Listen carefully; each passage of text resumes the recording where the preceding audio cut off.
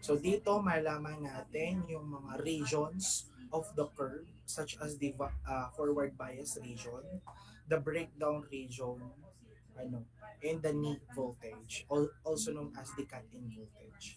So the third objective is we're going to identify and differentiate between the common types of diodes. So dito aalamin natin yung mga special diodes like LED, which is the light emitting diode, as well as the Zener diode. So saan ba sila ginagamit? Bakit ba sila ginagamit? So the fourth objective is we're going to describe class and illustrate at least two practical application of diodes in electronic circuits. So dito malaman natin saan ba mismo ginagamit ang isang diode. Ano po? So next is the diode. Ano ba yung diode? So nakikita niyo ba yung screen ko? Hello? Yes po, Yes sir. po. So Yes ano po, sir. nakikita niyo? Diode. So nakikita niyo to? Which is the diode. Ano? The diode is an electrical component that allows the flow of current in only one direction.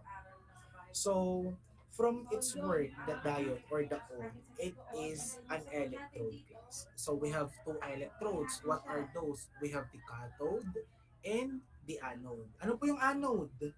Yun po yung pag may baha. Ano po? Na anode. Yung gayon? Ay, hindi pala. So, we have two electrodes. That is the anode and the cathode. Ano po? So, we will learn also here the PN junction. So, malaman natin ano ba yung meron sa PN junction sa mga next slides natin. Pero, pag PN junction class, one junction lang siya. So, two layer siya, which is the P-type layer and the N-type layer, and one junction lang po siya. So, kapag PNP or NPN, so tinatawag natin yun as the transistors. So, pag transistor po, two junction na siya. So, it acts a amplifier. Ano po? Amplification yung ginagawa niya. So kapag naman four-layer class, PNPN or NPNP, so tinatawag natin yun as a thyristor. So pag sa thyristor, anong ginagawa niya? It acts like a switch. Ano po? So paano pag lima na yung layer? PNPNP. Ano? So anong tawag doon? Wala pong ganun. Ano? Wala pong ganun. So baka kayo yung susunod na makapag-invento ng 5 layers or 4 junctions. Ano? So, this diode class, I want to share an analogy which is the door analogy. So kapag door analogy class, parang kunwari may spring or may spring or may bisagra ang isang door. So pwede lang tayong makapasok pero hindi tayo pwedeng bumalik. So it allows class the flow of the current in only one direction. So yun po ang nais sabihin ng isang diode. Since we discussed here that allows the flow of current. So nakapag circuits na ba kayo? Hello? Yes. Yes po. Yes po, sir. Since Yes po, sir. nakapag circuit na kayo, ano po? And we discuss here the current. So what do you think, class? We all know that diode is the fundamental building blocks of semiconductor, and the current and voltage is the fundamental matter of electricity. So do you think, class, sino ang most lethal or the more dangerous? The voltage or the current? Hello? Sa inyong palagay, sino ba yung mas dangerous? The current or the voltage? Sino yung nakakamatay? Hello?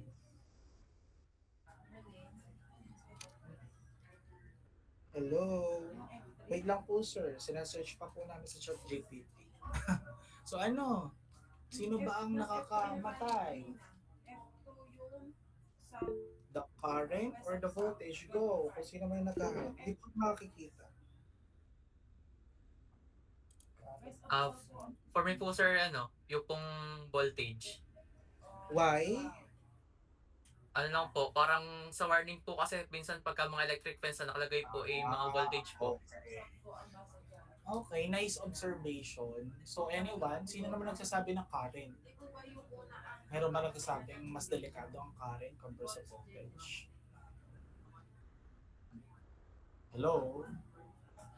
Or umaagri ba kayo lahat na voltage is more dangerous than a current?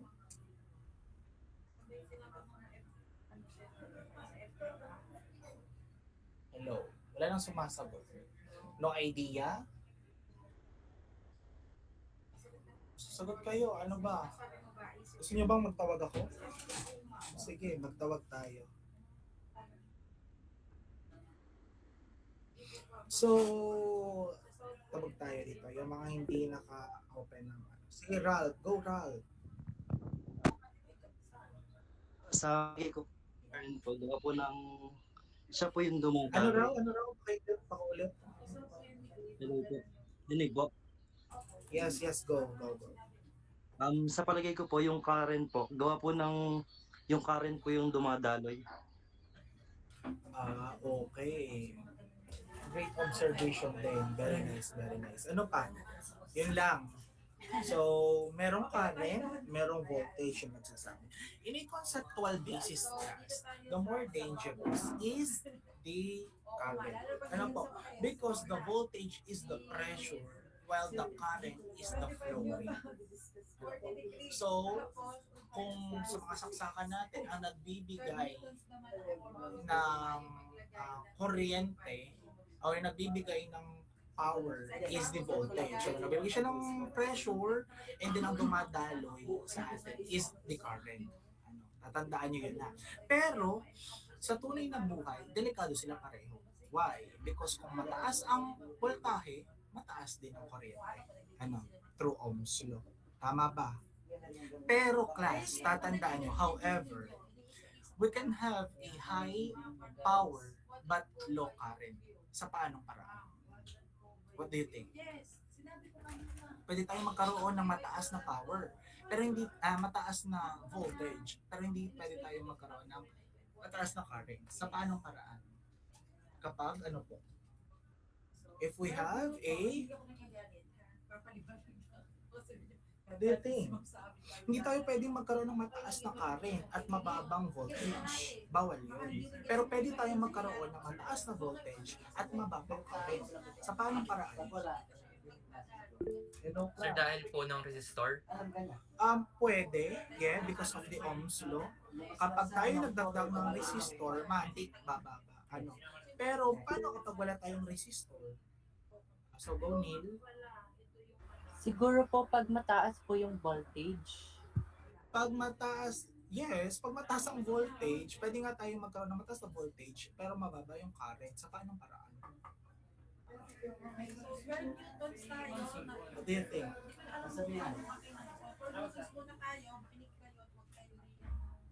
Hello. No idea? Hello, ii kayo. Kukuryentihin ko kayo. So ano? Go, Sally. So kapag static electricity po, like halimbawa po, nagkakaroon po ng late voltage kapag nagrarab po tayo sa isang bagay. Kapag nagrarab, yun. Like halimbawa po yung carpet po. Okay. Gets ko naman. Pero it is not the answer for what I am looking for. So I'm looking for a best answer. So go, San. Di So, po kailangan ko si San. San. Son po. Hindi po magpo-flow yung Son. current pag walang voltage. Hindi magpo-flow ang current. Tama naman. Pero I'm saying na pwede tayo magkaroon ng mataas na voltahe bago sa kuryente natin mababa. Sa paanong paraan? Kapag? Okay, John Kirby?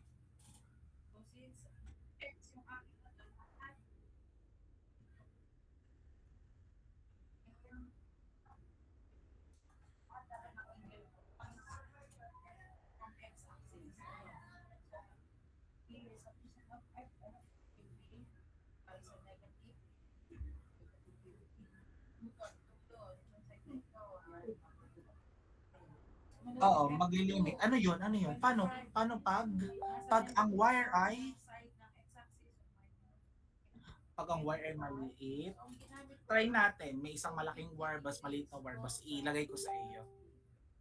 So, try natin, kung magkasabay, same power ba yun or same current. So, kapag ang wire ay nandun na. So, go for Virtusio. Kapag, go, Rap. You can do it. Pag maigsi po, Kapag pag maigsi.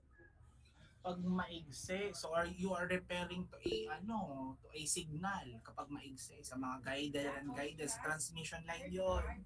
Paano kapag sa mga katulad yung go Prensya, go. Sir, kapag short circuit, Hmm, very good. Kapag short circuit, ano? Short circuit ba ang tawag doon? Hindi. Kapag open circuit. So, naisabihin natin, paano kapag putol yung wire? Pwede siyang magkaroon ng voltage, that is the pressure. Paano kung putol yung wire?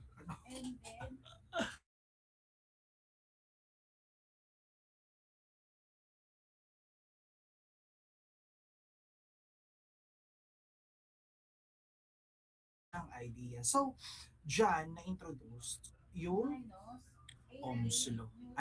Because of the current and voltage. So, kilala nyo ba ang isa sa aking mga kaibigan? Si George Simon Ohm. So, George Simon Ohm, noong 1789, he conduct his experiment class by measuring the current flow through a various length of wire. So, at that time class, yung Ohm's law hindi pa ganun ka-recognized. Why? Because mathematical view pa lang siya at that time. And since mathematical view pa lang siya dahil, wala pang nakaka-recognize. And hindi siya philosophical view. But noong 1841 class, saksi kasi ako doon, nakita ko, he has been recognized by a Royal Society at that time. And he gave him a Copley medal. Binigyan siya ng medal at that time. Because na-recognize na yung Ohm's law. It states that class that the current passing through the conductor is directly proportional to the voltage and inversely proportional to the resistance. Amazing. So, by the way, si George Simon Ohm ay isang German physicist and mathematician. So, saan ko po siya nakilala? Sa Germany. Because yung company nila at that time is katabi ng bakery. Bibili ako that time nun eh. So, nakilala ko siya. So, nabili ako nun. So, pagkabili ko, nakilala ko, nakita ko, kasabay kong bumili ng tinapay si George Simon Ohm at that time. So, yon kaya ako nakilala. So, amazing. So, next naman dito, I want to share since kayo ay AE, regarding sa ating AC and DC. So, alam ko na alam niyo 'yon. Alam niyo yung current war. Hello. Nawala na Yes mga po. Okay, alam niyo yung current war. So, can you explain or summarize some details in a current war? Sabihin mo Mr. Patriarca. Bakit? Mr. Patriarca. Meron? Yun ang siya Sir Christian. Nandito, katabi ko pala si Mercado, Christian Mercado, makakilala niya. Kilala ko ng iba dyan. Kilala ko. Kaya nga feeling ko, natawa agad sila eh. Pumupuso. Pumupuso sila oh. Hihintay ka nila sa Valentine's Day. So So go. Oh yeah, O1 and O2. So go, share it. Anong gusto mo? Bluetooth na lang or Apple? Go, share it. Sir, yung parang brief summary lang po ng current war is that si Pinaliwanag din Edison sa inyo. Saan pinaliwanag sa inyo? Saang sa subject? circuits din po. Oh, amazing.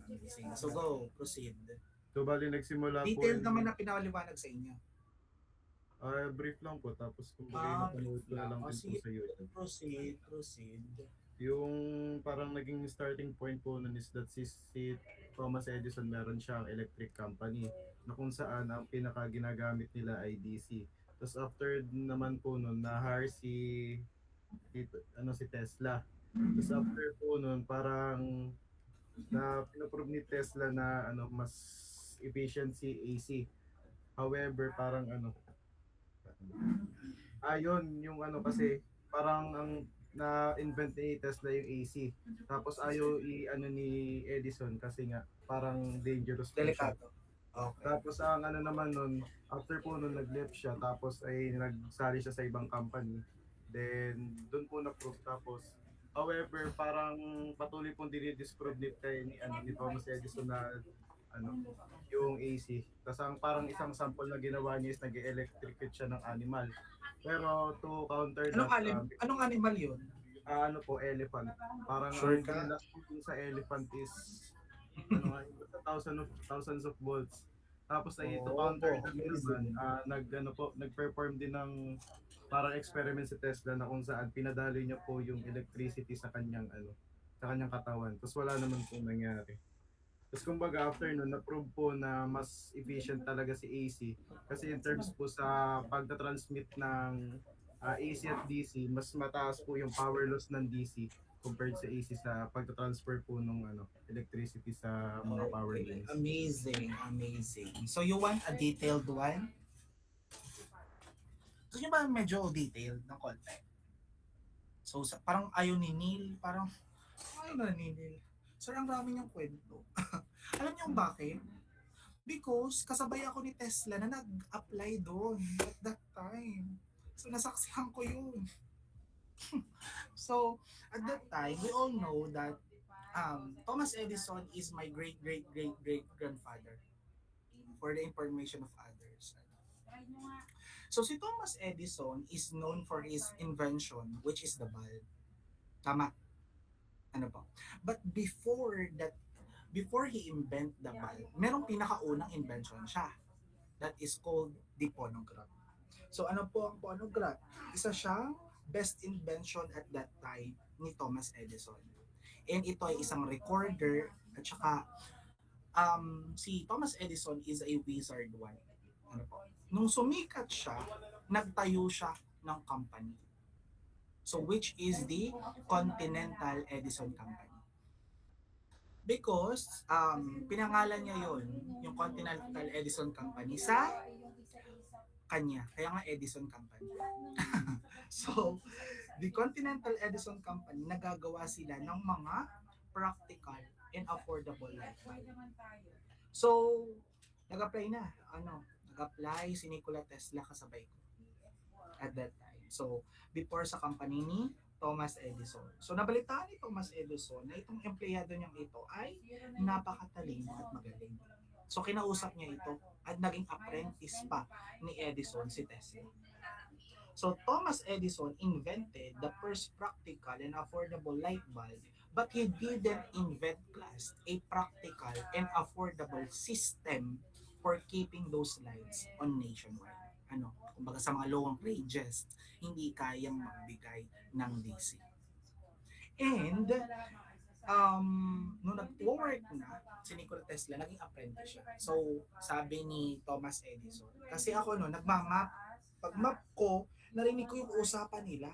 Sabi ni Thomas Edison, Tesla, bibigyan kita ng malaking pera kapag nakapag-isip ka kung paano madadala natin yung ating current in a long ranges. So nag-isip si Nikola Tesla. So he invented the first rotating magnetic field. Inintroduce niya ang AC induction motor. This magnetic field class has a constant magnitude but continuously changing the direction in a circular or rotating manner. So at that time, nung na-introduce na yon, feeling ni Thomas Edison, delikado talaga siya. Because alternating current na, nag-iiba-iba bumababa, alternating. And, parang hindi nagustuhan ni Thomas Edison yun. So parang naghinanakit si Nikola Tesla. Dahil kita ko dun pagbaba niya sa hagdan, naiyak So, kinumport ko siya. Sabi ko, huwag ka nang umiyak. Ayan mo na lang. So, umalis si Nikola Tesla. And nagpunta siya sa katapat or kalabang company ni Thomas Edison. That is the the Westinghouse. So pinakilala ni Nikola Tesla yung kanyang invention, yung AC induction motor. So doon nagalit si Thomas Edison because parang nahahati yung mga mamamayan para piliin kung anong company yung better. And doon nag-start yung pagpa-fund ni Thomas Edison ng first electric chair. Si Thomas Edison po ang nag-fund, kaya meron tayong electric chair. So, nag-try sila na parang hindi naman pumatay. So, parang ganun, sa mga prisoners. So, try nila and then, yun nga, namatay yung tao because of the AC. Next, nagalit naman ang Westinghouse, si Nikola Tesla. Sinabi niya, since ginawa niya yan sa akin, so pinaliwanag niya na mas mahalaga ang AC because hindi kayo mabibigyan ng sapat na current sa mga malalayong lugar. So bumalik pa rin yung mga yon sa Westinghouse because yung iba doon, mga malayo talaga, kailangan nila yon. So, another experimentation na ginawa ni Nikola Tesla, ni Thomas Edison rather, nag-pry siya ng buong elepante. So, tama yung sinabi kanina, buong elepante. Tinry nila through AC. Kinuryente nila and then namatay yung buong elepante. So, ganun kadelikado yung AC. And doon na rin na-introduce ng Westinghouse ang transformer. Transformer, nag-spike up, nag-spike down, So yun, ang nagagawa na isang transformer. At the end, sino naging Nobel Prize awardee at that time? Si AC, si Nikola Tesla. So Nikola Tesla won the Nobel Prize awardee. So amazing. So yun yung storya nila. So they are Nobel Prize awardee, they are very wizard, they are very genius. Pero anong difference niya? Hindi man ako Nobel Prize awardee class, pero buhay pa naman ako. So yun yung difference namin sa isa't isa. So next, we are going to discuss about the next one is the diode construction. So dito class, we're going to discuss the diode construction. So sa diode construction class, it has a two layer. The p-type and the n-type. If we add class a pentavalent impurities in a silicon, a greater number of electrons are present. Hence, this layer is known as the n-type layer. So, kapag naman po nag-add tayo ng trivalent impurities in a silicon, a greater number of holes are present. So, this layer is known as the p-type layer. So we have a terminal here which is the anode, the positive one, and the cathode which is the negative one. So I wonder class, what is the difference of this cathode anode to the anion and cation? Ano bang pagkakaiba nun? So for your information, ano bang pagkakaiba nun? Any idea po? Excuse me?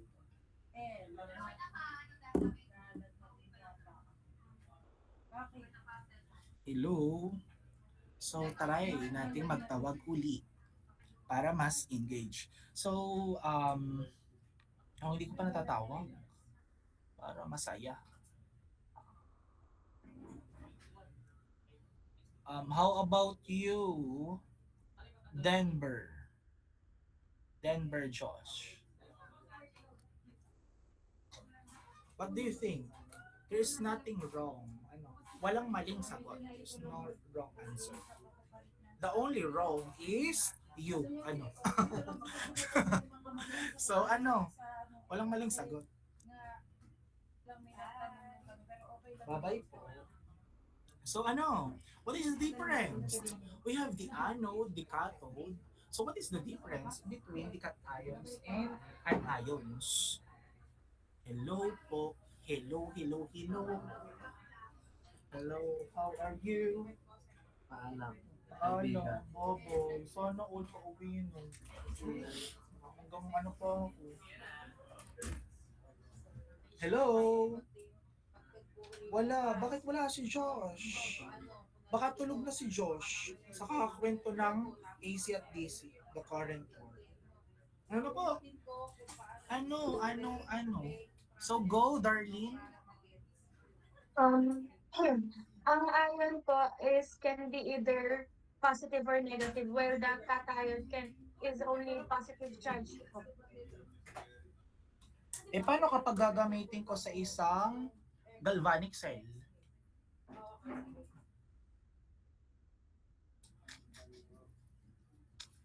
Sa mga battery, ano? Okay, buhat?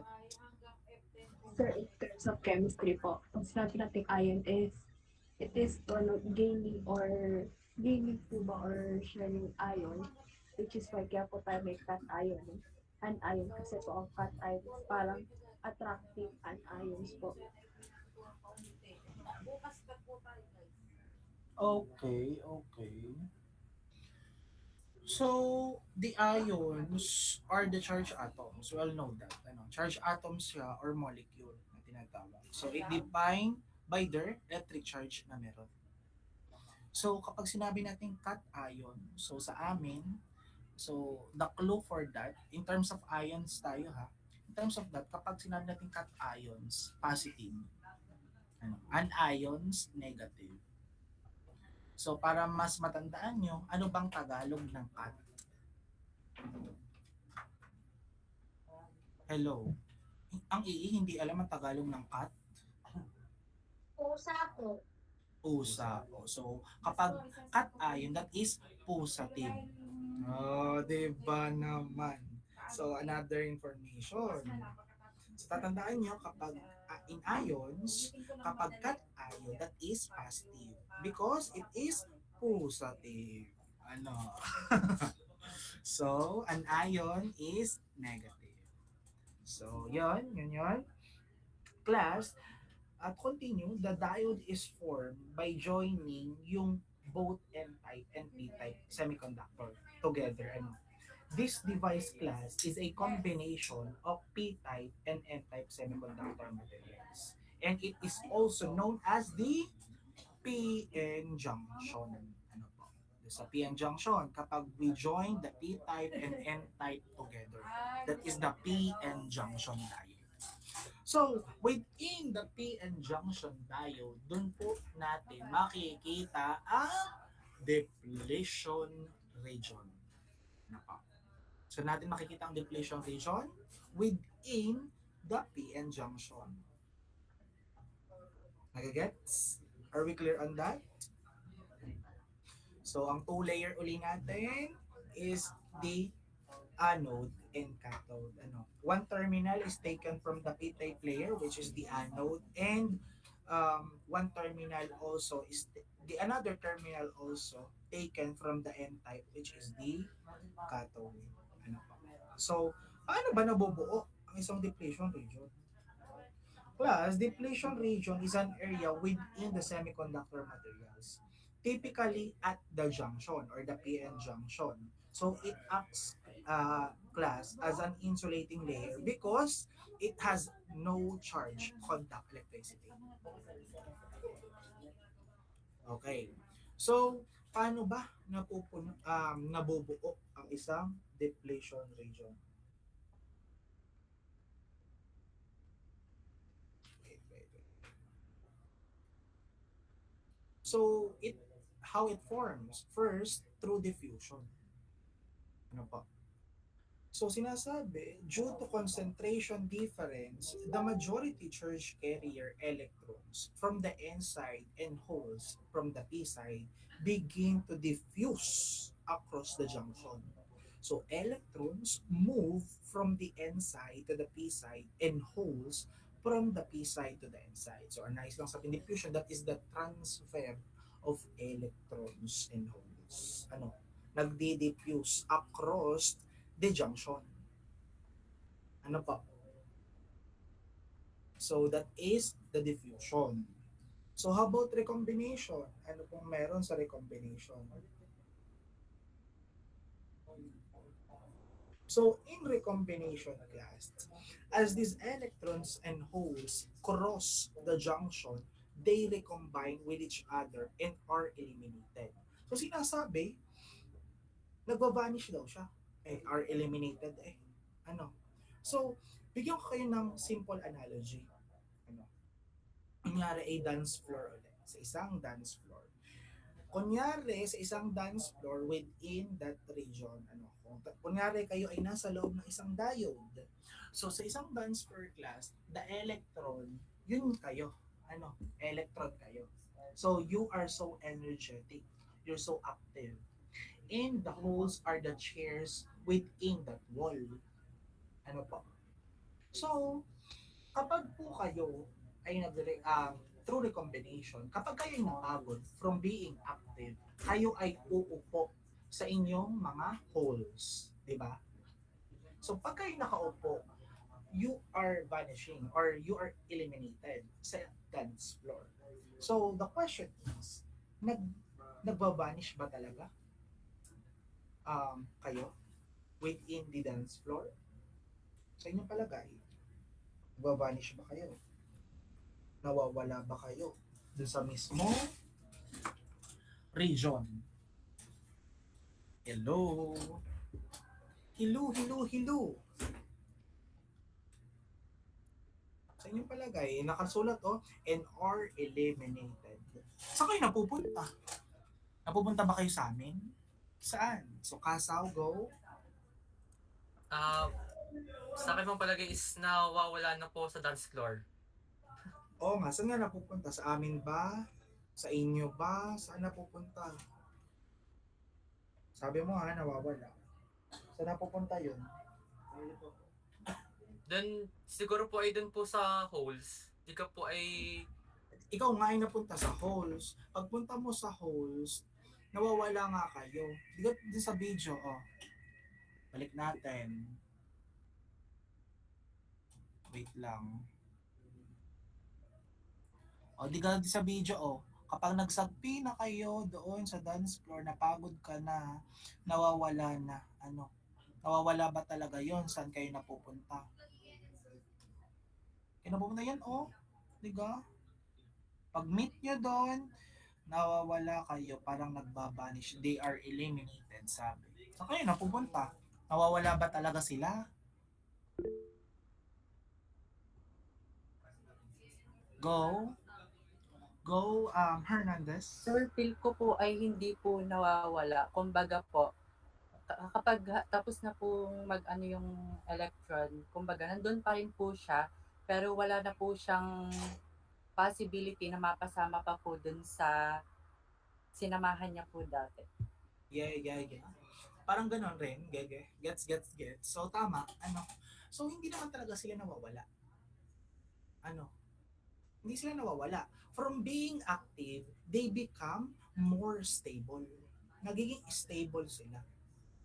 So, kunwari, nahanap mo na yung iyong chair dahil magbabalentides, nahanap mo na yung iyong kapareho.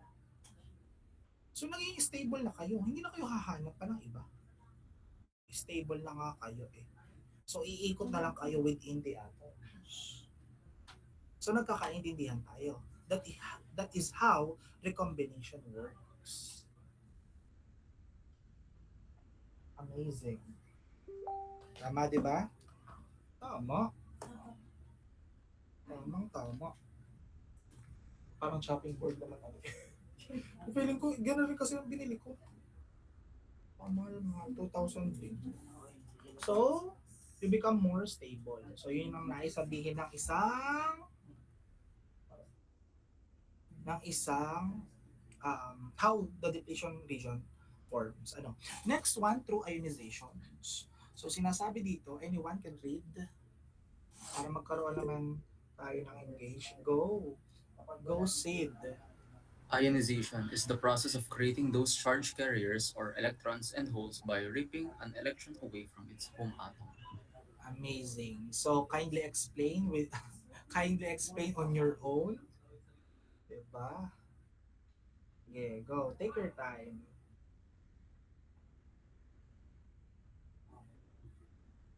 Walang mali, walang mali. Sir, bale daw, ang pagkakaintindi ko po is ginagawa po yung charge carriers by doon po sa nanggaling sa electrons and holes po na kumbaga sinisira nila yun, rip apart or tinitake away po yung isang electron po mula dun po sa kabila or dun po sa home atom. Okay, okay. Parang almost same lang rin ang mga diffusion, recombination, as we discussed kanina, when an electron class leaves yung atom in the n side, that atom becomes a positive ion. When that electron class fills the hole on the p side, that atom becomes a negative ion. No, these ions are stuck in the crystal lattice na nakikita natin sa ating screen last time. They cannot move. You now have a wall of a positive ion on the n side, and you now have a wall of a negative ions on the p side. So yon yung ionization. So last one is through electric field. So anyone can read? Alam, natakot na. Baka daw explain. Hindi niya explain. Promise. Hindi ako sinungaling. Okay, Darlene. Sobra lang sinungaling. So Darlene, go. Electric field. These layers of positive and negative ions create an internal field across the junction. This field acts as a potential barrier that prevents any further diffusion of charge carriers. The region where this electric field and this fixed ion exist and where there are no mobile charge carriers is the depletion region. Okay, thank you so much. So, kung i-explain natin ang isang electric field sa isang analogy natin.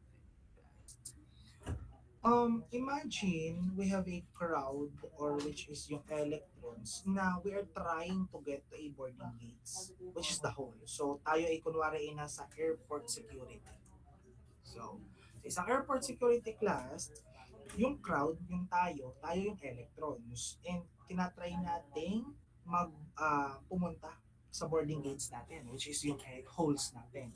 So as they move forward class, a line of security guards, which is the electric field, forms. So kunwari yung security guard, yun yung mga electric field.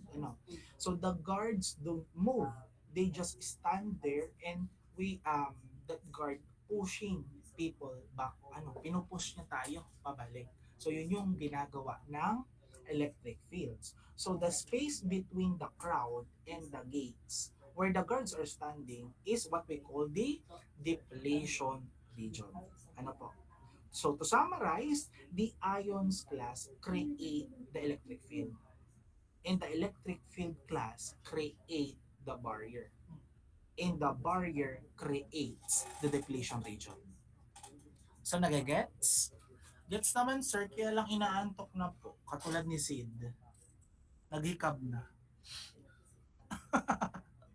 So nagagets naman po. Okay, gets. So let's proceed.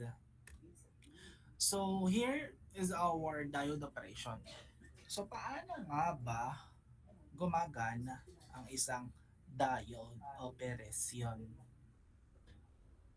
So paano natin malaman na forward bias? Kunya, class, when the positive supply is connected to our anode and the negative supply is connected to cathode, that is forward bias. So, sa paanong paraan? Paano natin mas magagets yung depletion region? This is the depletion region. So, paano mas natin magagets yan, class?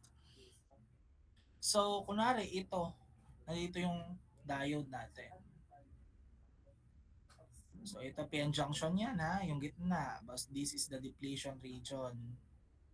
P-type, which is yung anode natin, this is the anode terminal.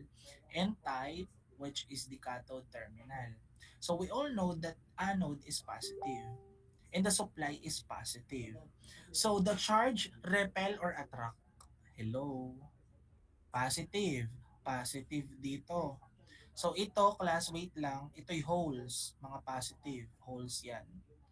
Mga positive yan.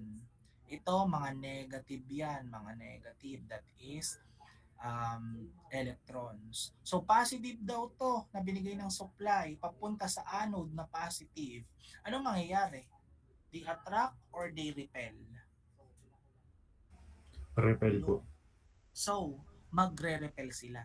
So, ang mangyayari sa holes dito, papunta ngayon dito. Ang arrow niya pa ganito, since magre-repel din ang negative sa negative charge, paano? Ano? So, the depletion region shrink. Ano? Numinipis. So, kapag numipis po iyan, mas madaling mag-conduct ang electricity. Mas madaling makadaan paparito. Ano? Ano po? Kaya tinawag as a forward bias. So, naunawaan po? Hello? Naunawaan naman as of the moment. Opo. So, how it works? Class uli. To forward bias a diode, we are connecting the positive terminal of a voltage source like a battery. No, nakikita nyo naman battery. Ito. To the diode's anode, which is the P side. Ito, P side, which is yung anode. And the negative terminal saan? Sa cathode natin. Ano? This connection class pushes the majority charge carriers, holes on the P side and electrons on the N side towards the junction. Ano? The applied voltage class, ino-overcome niya yung diode's internal potential barrier at nagko-cost, causing the depletion region para numipis, para mag-shrink. Ano? Once the voltage class is high enough, so tatandaan nyo pala, sorry, nakalimutan ko. Hindi ko alam kung nakalimutan kong sabihin. Kapag silicon, ang ating voltage drop is 0.7, germanium is 0.3, gallium arsenide, GaAs, is around ano nga ang voltage drop nito? 1.3.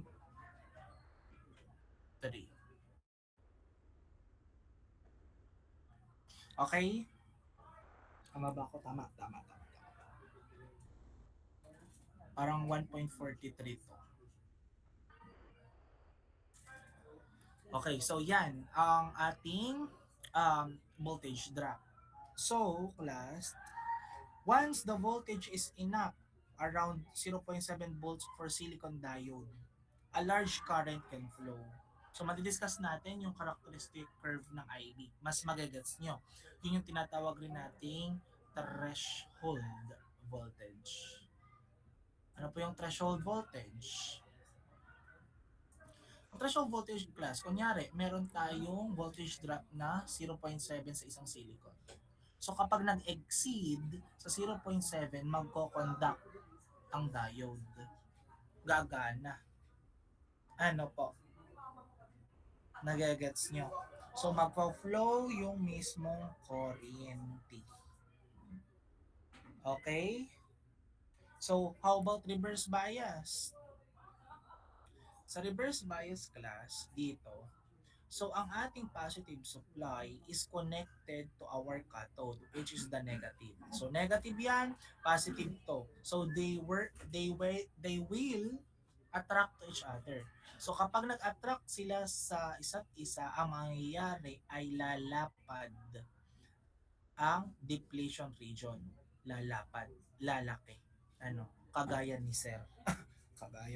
Kagaya nung iba. So how it work, class? To reverse bias a diode, class, we are connecting the positive terminal voltage source sa cathode na sinabi natin kanina at yung negative terminal to anode. So this pulls, class, yung majority charge carrier away from the junction. So the applied voltage widens, class, yung depletion region, lumalapad. So reinforcing, class, the internal electric field, and it will create a very high resistance. Ano po? So this prevents most of the current from flowing. Since sabi natin, lumapad siya class, so parang walang kuryente. Sa palagay nyo, wala bang kuryenteng dadaan dyan kapag reverse bias? Wala nang kuryenteng nadaan. Lapad na no, deflation region. Tingnan palagay class. Wala na bang dumadaang kuryente dyan because naka-reverse bias. So para siyang open circuit na. Kung totoosin. Hello? Tingnan yung palagay. Hello? Tatawag ulit tayo. So, let's call somebody here. Delmo. JB Jericho Delmo. What do you think po? Lumapad yung depletion region natin. So, parang naging open circuit siya. So, sa iyong palagay ba, wala nang nadaan dyang kuryente? Or meron pa rin? Hello? I think meron pa po. Sure ka? Tama ba yun? Tama ba yun? Sure ka? Ano lang po, sa palagay pa lang po. Darlene? I think po meron ka po. Meron pa Sure pong ka rin. present na electricity. Opo.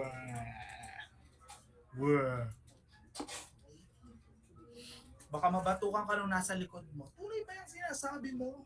Sabihin sa'yo gano'n. Are you sure what you are saying? Sabihin gano'n sa iyo.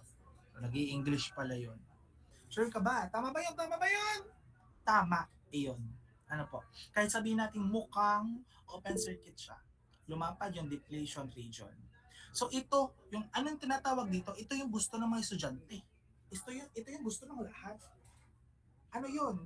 That is what we call the leakage current. So gusto ng iba yung leakage. Ano? So that is what we call the leakage current. Even in reverse bias class, meron pa ring tiny amount of current na nagpo-flow. This is called the leakage current or the reverse saturation current. Pakatandaan nyo ha. Pakakatandaan nyo. That is what we call the leakage current. Or, another term dyan ay ang reverse saturation current. Reverse saturation current. Ano po? So, paano gumagana yon, class? This current class is caused by the movement of the minority carriers. So, meaning, yung electrons on the p side and holes on the n side that are generated by heat. So, while yung mga majority carriers naman po, pinupush niya away from the junction, are being pushed away from the junction. So, yung minority carriers are actually attracted saan? Sa mga opposite side by the electric field. At nagke-create po iyon ng very small current. Amazing. Amazing. Ano naman?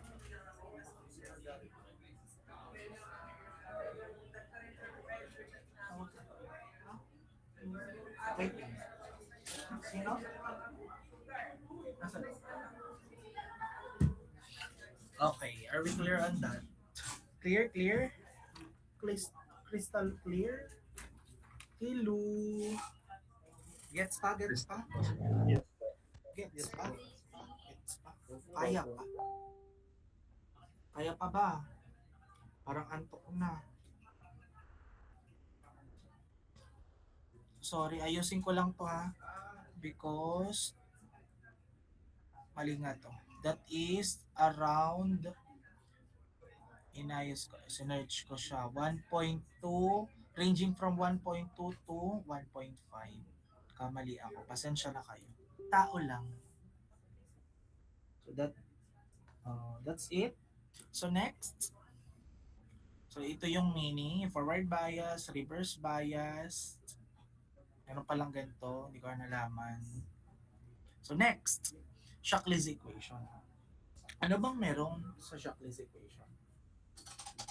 So, while we usually say a diode is just on or off class, yung Shockley's equation ay isang mathematical formula na nag-show ng exactly how much current is flowing based sa kanyang voltage na in-apply mo. Ano po? It explains class yung relationship isn't a straight line. It's a exponential curve. So, we have a formula. IED is equals to IS times E raised to VD over NVT minus 1. So to find VT, which is the thermal voltage, we have a formula dyan. That is KTQ. Nakakatakyo. So to find the thermal voltage, that is KTQ. Ano po yung K? Ito yung value ng K. So sa inyong calculator po, sa mga scientific calculator, even sa mga Canon, that is constant 25. Ang Q, ano po yan? That is constant 23. So, yung constant 23, ang itsura niya ay E. Ano po? So, Q yun. Ano po? Charge ng isang electron. Ano po? So, sa isang problem, kapag makaka-encounter tayo ng problem class, hindi binibigay sa given ang ideality factor. Ina-identify natin yon. Sa paanong paraan? Kapag ang nakasulat po ay silicon diode, therefore, ang ideality factor ay 2. Paano kapag germanium? That is 1. Ano po? So ID is the diode current, IS is the reverse saturation current, the VD is the diode voltage, the E here, so kasama yun sa formula, so N is the ideality factor, and VT is the thermal voltage minus 1. So that is the Shockley's equation. Naunawaan po. Nauunawaan ba? Hello? Naunawaan ba? Yes po. Yes po. Okay. So, try natin magkaroon ng example dito. Try natin. Try natin.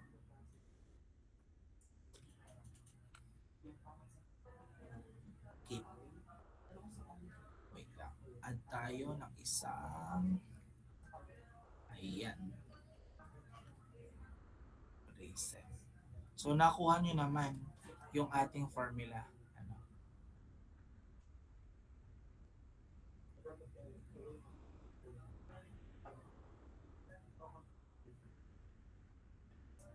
Wait lang, class.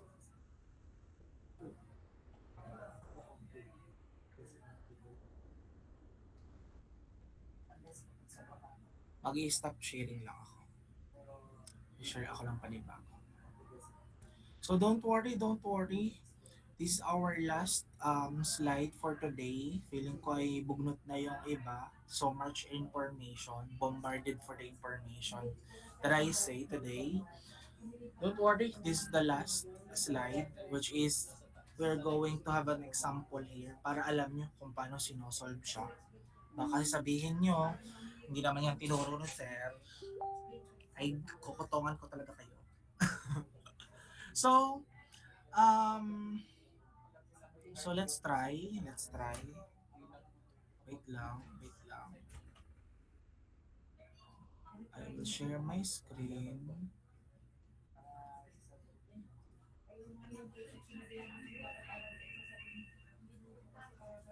Hello? So nakikita niyo ba yung screen ko? Yes po. Okay. Let's make a problem here. Let's make a one problem. Sabi ni sir, gagawa si sir ng problema, marami na kaming problema. Dagdag pa. So, let's try. So, number 1. So, the problem is, wait lang, gawa tayo. Ano kaya?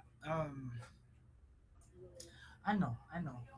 So, let's try to determine. Sige. We are going to determine class the diode current So, determine the diode current, biglaan nang magkaroon ng ano, at, sige, 20 degrees Celsius for a silicon diode with reverse saturation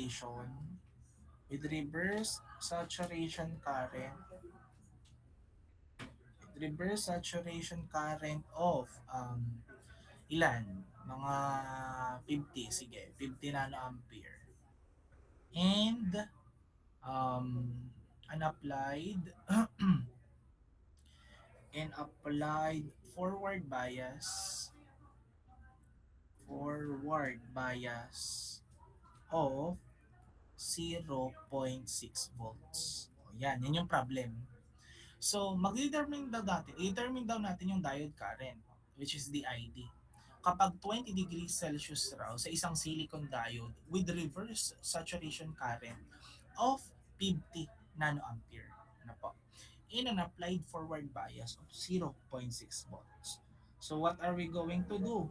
First, we are going to identify the variable that is present to the problem. So, anong present? Ano? So, ano ba mga present dito? Ano ang ating?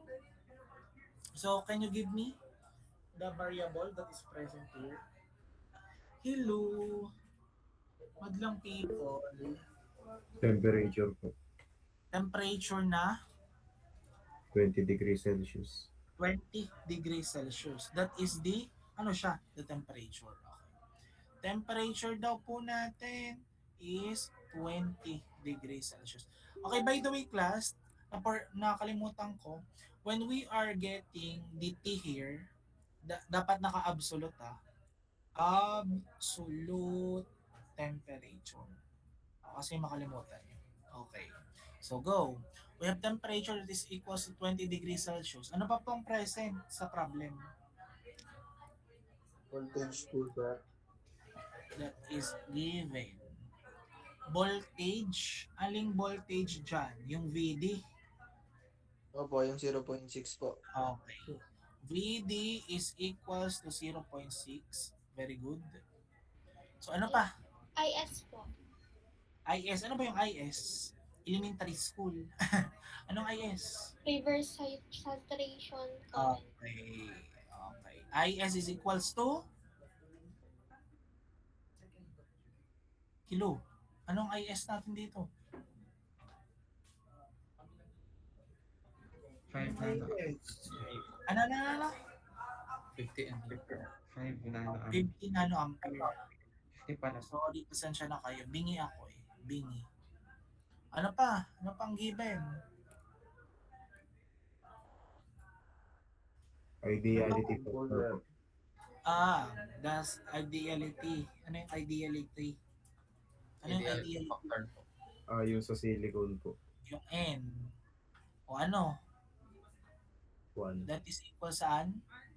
2 po. Opo. Susuntukin kita. Sino nagsabi ng 1? Nakaputin yung 2 pala. 2. Pag silicon ay 2. Pag germanium ay 1. Makakagat kita. Ano? So ano next pa? Meron pa ba? Meron pa ba? May nakikita ba kayong hindi ko nakikita diyan? Wala na po. Wala na po. Okay po. So the second step is we're going to put sa ating formula. So sabay-sabay. So ID is equal saan? Anong value ng ating elementary school? Which is the IS. 50 nanoampere. So tatandaan nyo ha, pag mga nano, milli. So pag nano, ano to? 50 times 10 raised to saan? Raised saan? Negative 9 po. Okay, negative 9. Paano kapag milliampere? Negative 3 po. Okay, so tatandaan nyo, pagkakaiba niyan, wala tayong pag iba yung kiloampere, walang ang positive yun. Pero wala namang ganun. Milliampere. So, paano natin magigets na ang milli pala ay negative kapag kayo nahihirapan sa isang unit? So, tatandaan nyo, kapag milliampere, negative yun. So, ano yung clue doon? That is negative. So, negative. Ano? So, tatandaan nyo yun. Negative. So, meaning negative yun. Magsisimula doon. Negative. Ano? So, we have here 50 nanoampere. That is 50 times 10 raised to negative 9. So, formula, ID is equals to IS times saan? Sa iraw. Sa mga EE daw. Times sa mga E. Times E, raise saan? Sa VD. Ano ang VD natin? That is 0.6 volts. Ano ang ating ideality factor? That is 2 times. So, lagay nyo sa calcul nyo, that is constant 25. So, lagay ko na lang, 25. Hindi 25 ang lalagay ha, constant 25. Yung value ng K.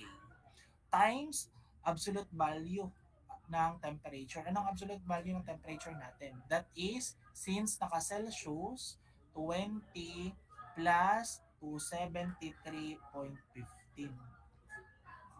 Okay? Over constant 23 sa inyong calcul. Minus 1. So, yan na po ang ating formula. Ano po? So, what is our final answer here? Ano po ang ating final answer?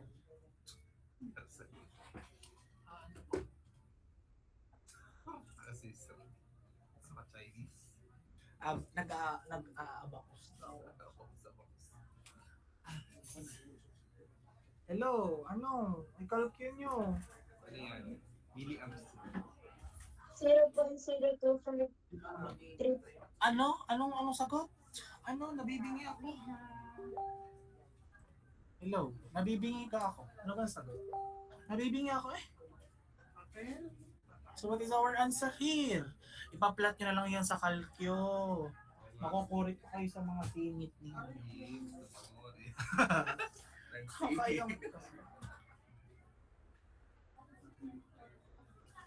Ano? Ano yan? Milliamps. Milliamps. Mali-mali ka naman. Ano ang sagot? Wala ka kayong calculus sa inyong mga tabi. Sir, question po. Pwede po ulit po nung constant 25 po at constant 23. Ito po kasi nasa calculator ko. Wait lang, hindi ko kayo makita. Ano sabi mo? Sino nagsasalita? Ilo, sino nagsalita? Sir, ako po. Iba po kasi nasa calculator ko po sa constant 25 at constant 23 po. Ano po ulit yung Ano? symbol po nila? Ang symbol ng constant 25, constant 25 sa inyong mga calculator, constant 25, that is K. Ang constant 23, that is E. Ano? E. Pero sa ating formula, that is Q. So, E ang itsura. So, feeling ko ang gamit mo ay yung puti. So, hindi yan pwede sa board examination.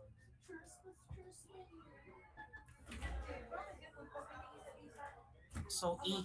Ano? So, shift sa isang canon, that is ups. Ups ata.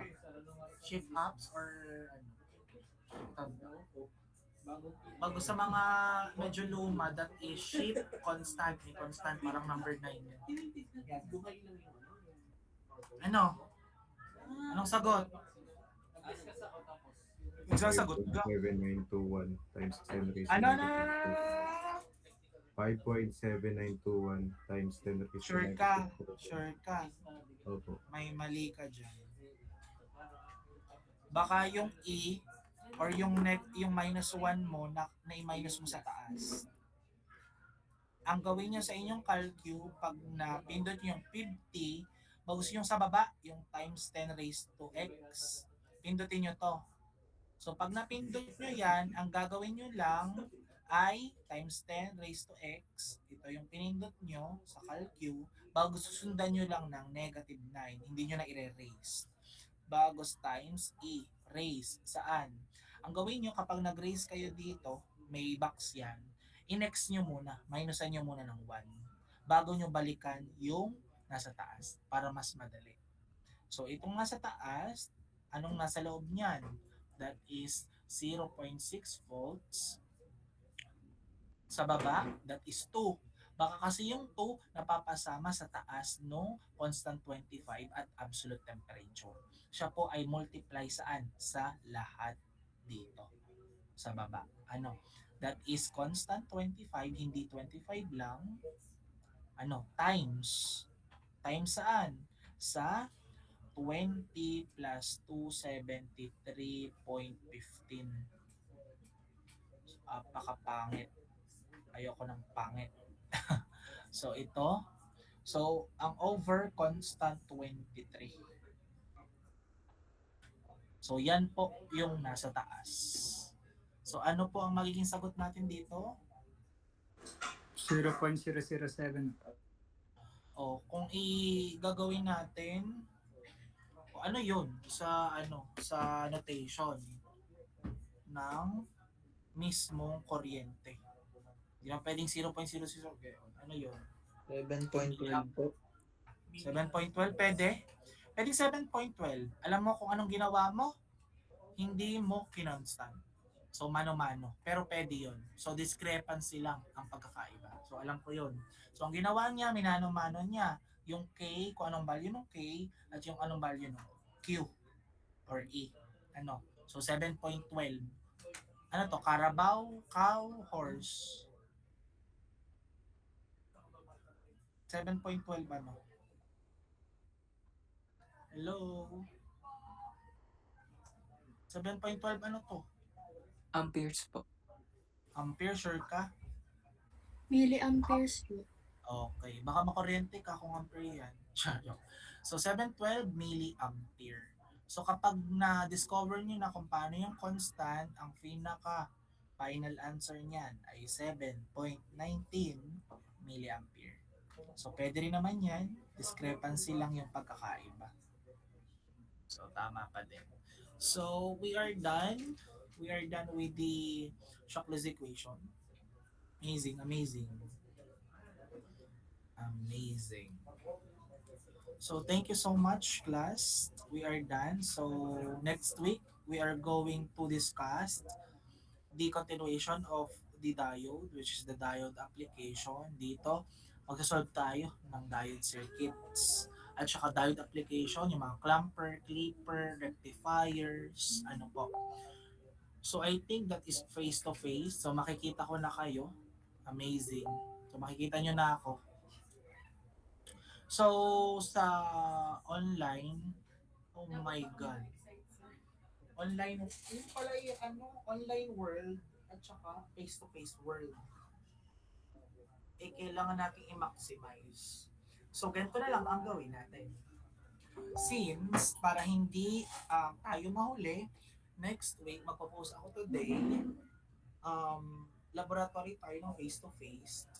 Then online natin ay tatapusin natin yung diode para 5th week ay preliminary exam. So we are done. So we are done. So magpo-post ako ng mga laboratory. So madali laboratory 1 yun, madali lang naman. Magpapailaw lang tayo ng LED. Kayo mag-alala. So yun, thank you so much. Yes, Darlene? Groupings po yan, no? Ano po? Wednesday. Groupings po yung lab. Yeah. Tapos, kung about po dun sa group members po, free will po. Wait lang. Yes, amazing. You asked that. So, yes, magpo-post din ako ng Excel. So, ilan ba kayo dito sa klase?